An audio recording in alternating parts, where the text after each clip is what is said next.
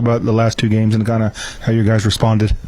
Well, I thought we played better today than we did in Ames, but I thought we responded pretty well up there after getting handed to us last Saturday. But I thought we played, with the exception of turnovers there in the second half, which led to some transition for them. I thought today we were pretty solid. We rebounded it for the most part, except for a couple of stretches, and our first shot defense was good, and ball screen defense was excellent, and we did a good job on their leading scores, even though Flagler got going, and then offensively the ball moved and we had balance. So I thought it was a good team outing.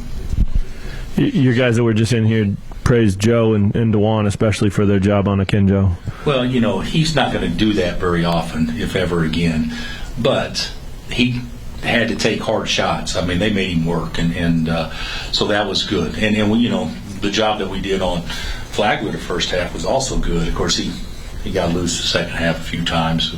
But I thought our defense was probably as good as it's been all year, and I haven't seen the film yet, but our ball screen, they didn't get much off ball screen stuff. No coincidence then that you were good in transition too, the first half especially? Yeah, I think the rebounding the ball plays a huge role in running, and we also got a couple of steals that also led to some transition, but I thought we were pretty efficient. And when we didn't score in transition in the first half, I thought they were the right shots for the most part. I think Joe tried to shoot one halfway on the Jayhawk at midcourt one time, but other than that, I thought the shots were pretty good.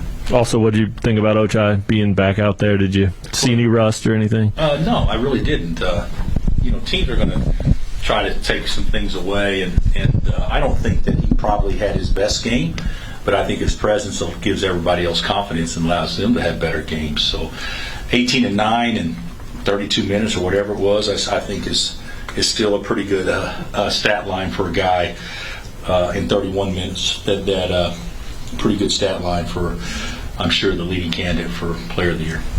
Bill, what did you see out of your defense these last two games that maybe you haven't seen before this week? Well, everything's perspective.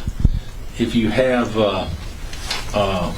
their hurt guard out there, you may not can guard ball screen defense the same way because you got three shooters out there all the time. So, and even though Kendall made two, our defense was designed to really try to pack it in and then not let the other two get shots off the catch or threes off the bounce. And we did a good job with that. So I thought our bigs were more active. I thought they helped, and then they got back to their man better than we have been. So I'd have to watch the tape, but I thought that's probably as good a ball screen defense we played. Did you think it was, obviously you could tag a little bit more because they didn't have the shooting that they've had in the past, but we don't really play that way, though. Yeah. If you watch us play, we have a MIG that we call the most important guy, and a lot of teams do that. So regardless of who the shooter is, the guy's supposed to be in that spot. But when there's not a Cryer or somebody in the corner, you can maybe go a little bit further. That it does make a difference. But tagging the guy, we've gotten away from that for the most part. I was going to ask, though, your recovery, though. Like, it seemed like our recovery's better. Yeah, I do. I do. But I thought our big guys did a good job, with the exception of maybe early in the game when Meyer made a three when they skipped it off the ball screen to him in the corner, if I'm not mistaken. Hands weren't high, but for the most part, we didn't allow that pass to be made by the big guy. Coach, what did you think about the way your kids bounced back after last Saturday, winning at Iowa State and playing hard here? Well, I thought, we had a great week. People make a lot about last Saturday, which is fine, but it's not near as important as these last two games. And so, if last Saturday somehow inspired us or lit a fire under us to maybe regroup or whatever, so to speak, then I'm glad it happened. But I love to win every game and play well every game. But we certainly played better the last two games, and we circled these three games on our calendar. Obviously, just because top 20 team on the road, top 10 team at home, top 20 team on the road. We know that'll go a long ways into the success of our conference season. So we got two. Now we got to go try to get a third. Texas Monday, quick turnaround. Just another big challenge for you guys. Well, but it's a quick turnaround for them too. I mean, that's one thing. Is there an advantage because we travel and they don't? Now you're, splitting hairs, and so that doesn't come into play at all, in my opinion. But we need to do a good job tonight, and our players do, focusing on Texas. And I know that they got a guy on their staff that obviously knows the vast majority of the stuff that we tried to run over the last several years, and so I'm sure they'll have an insider, so to speak. So we got to come up with some ways to hopefully attack how they defend. Bill, what is your take right now on this conference and in the conference race? Midway through, you kind of touched on it a little bit. Well, we I don't know if you guys remember, we were 10-0 one year and lost 4 of our last 6 to tie. I mean that can happen easily in this league. We're in a very favorable position right now, but you don't take care of business Saturday. Now you're only 1 game up on 2 teams. So we're not in. This deal is a long ways from being over, even though we probably can't be a lot better than what we are right now, but that thing can turn on a dime. So, and the league's so good. You look at Texas Tech winning at West Virginia today. West Virginia played without Taz, and it was still, a last 2 or 3 minute game. I mean, everybody's good, and there's no bottom feeders. Oklahoma State's as athletic as anybody in our league. And so, it's a hard league, and certainly we need to obviously go steal another 1 or 2 on the road at least, and then we need to hold serve at home. If you do that, then we'll have a great conference season, but it's still too early to think anything other than we got a lot of work to do. Bill, when you look at the rebounding against Iowa State, you had very team contributions, kind of everybody scoring. This today, you get the 7, 8, 6 in terms of rebounds. What can that do for you guys going forward when you have a team like that that's as big as they are when everybody's getting those rebounds? Well, that's we know going in that we're not a big team. I mean, whenever your big guy is 6'8",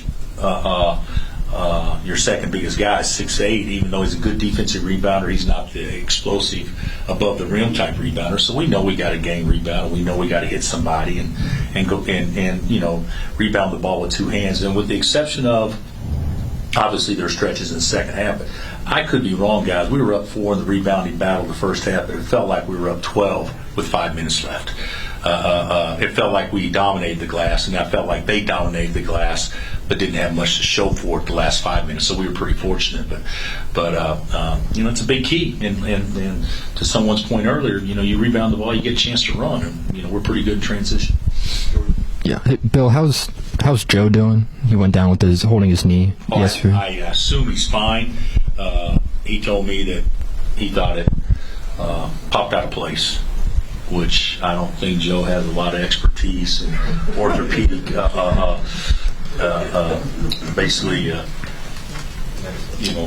analysis of what actually transpired. But I do think it kind of scared him a little bit. But he told me he's fine. Bill, I don't think that'll be an issue. Sorry, I just want to touch briefly again on Dwan's defense on Kinjo. Obviously, you know what both those guys bring to the table.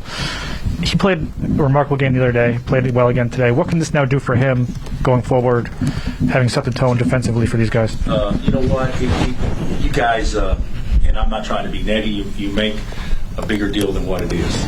Juan Harris is the same guy he was at Michigan State. He's the same guy he was when we played earlier. He's been pretty much the same guy. He's been our best defender all year long. I do think what it does is I maybe give other people confidence, or maybe give a staff confidence in knowing that we can put a guy on somebody and maybe not let him have a big night. But to me, on Juan, I don't think it does one thing. I don't think him making those shots at Iowa State helped his shooting confidence, and I don't think him missing them hurts his shooting confidence. I think he is just who he is, and he's totally comfortable with that. So, but he knows he's a distributor and a defender first, and so I don't think, maybe he'll fire him up even more, but he knows he's got his work cut out guarding Carr, on Monday. Bill, what do you think of Texas's veteran transfers, and did you go after many of them in recruiting? We recruited Christian Bishop, from Creighton, obviously. He's starting for him at the 5 now. At least I think he was. I assume he still is. Or starting at the 4. I don't know if he and Mitchell on who's starting all the time. But, yeah, we didn't really get an opportunity to recruit Marcus, in large part because, we already had Remy. So, but, as far as going after their guys, we really haven't recruited their guys, except, we did definitely try to recruit Christian. Anything else?